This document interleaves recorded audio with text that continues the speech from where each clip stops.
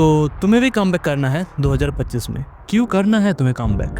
अच्छा तो चल रही थी जिंदगी, ना कोई स्ट्रेस, कोई काम नहीं, पड़े हुए हैं बिस्तर पे, तो फिर क्यों ज़रूरत है ये सब भेजामारी करने का?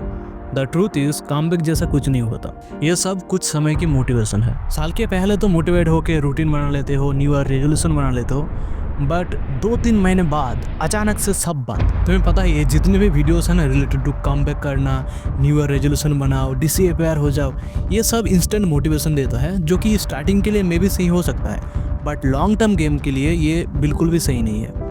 और तुम्हारा पर्पस और गोल्स एक लॉन्ग टर्म प्रोसेस है, जहाँ पर कंटिन्यूसली तुम्हें एफर्ट देना होगा, और इसमें तुम्हें हेल्प करेगा डिसिप्लिन, कंसिस्टेंसी, ये सब। और आज इस वीडियो में इसी के राउंड बात होंगी, थोड़ा सी स्मार्ट अप्रोच के साथ। देखो, अगर तुम चाहते हो इस साल भी तुम्हारा वेस्ट ना हो, तो तुम्हें सिर्फ ये 2 चीज़ों का ध्यान रखना होगा। पहले तो इस वीडियो को बिल्कुल भी हल्के में मत लो, और दूसरी बात है don't fall into the analysis paralysis trap. Analysis paralysis trap मतलब, अगर मैं गलत नहीं हो तो, एक ऐसा फेज जब तुम हर सिचुएशन को ओवर एनालाइज करते हो।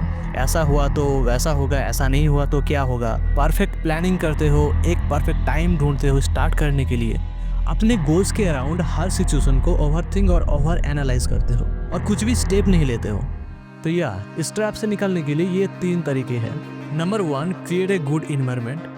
मुझे लगता है तुम्हारे इन्वायरमेंट बहुत ज़्यादा इम्पैक्ट लाते हैं तुम्हारा एनर्जी, तुम्हारा मूड, ओवरऑल प्रोडक्टिविटी पे। सो एक साफ सुथरा, वेल ऑर्गेनाइज्ड इन्वायरमेंट बहुत ज़्यादा हेल्प करते हैं तुम्हें तुम्हारे गोल्स में, तुम्हारे काम में कॉन्सेंट्रेट करने में। Number 2, clear goal on your mind. इससे क्या फ़ायदा? अगर तुम्हारा माइंड में गोल क्लियर होगा तो नंबर 1, स्ट्रेस एंड एंजाइटी से बचोगे, क्योंकि तुम्हें क्लियर कट पता होगा कि तुम्हें क्या करना है। Number 2, increased motivation. जब तुम लाइफ के लो मोमेंट पर होगे, तब सिर्फ तुम्हें पता होगा कि तुम्हारा डेस्टिनी क्या है।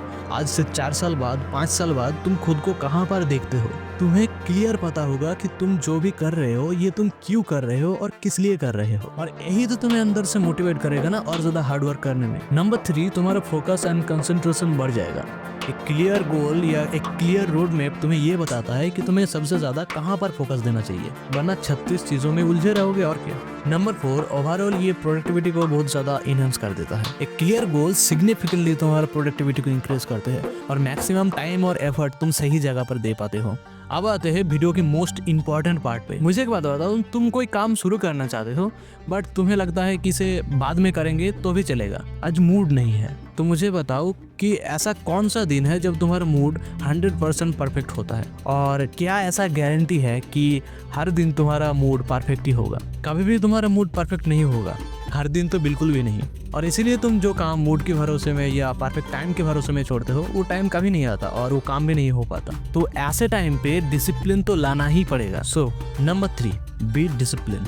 अभी मुझे भी पता है कि बोलना बहुत ज़्यादा आसान है, बट एक्चुअल में डिसिप्लिन होना बहुत मुश्किल है। मतलब सच में यार, तुम खुद को कंट्रोल करना मतलब तुम्हारी इमोशंस चाहे कुछ भी हो, तुम वही करते हो जो तुम्हारे लिए सही है। ये एक्चुअल में हार्डेस्ट थिंग है, अपने डिज़ायर्स को कंट्रोल करना, अपने लस्ट को कंट्रोल करना, जिसे हम एक्चुअल डिसिप्लिन कहते हैं। सो अगर तुम्हें भी लगता है ना कि खुद को डिसिप्लिन में रखना बहुत ज़्यादा मुश्किल है, तो हाँ, वो तो है, बट एक चीज़ का ध्यान रखना, never give up. Discipline practice के थ्रू आती है। जस्ट प्रैक्टिस 1 2 3 और कूद जाओ अपने काम पे। 1 2 3 गिनो और कर डालो जो काम तुम 10 दिन से टाल रहे थे। अगर मूड नहीं है तो 10 मिनट के लिए मेडिटेट कर लो या वॉक पे चले जाओ, बस पढ़े मत रहो घर में। याद रखना, कंसिस्टेंसी इज की। जितने तुम प्रैक्टिस करोगे उतना ही आसान होता जाएगा, और एक टाइम बाद ये तुम्हारा लाइफ का पार्ट बन जाएगा या तुम्हारे हैबिट के पार्ट बन जाएगा। Thanks for watching and stay focused.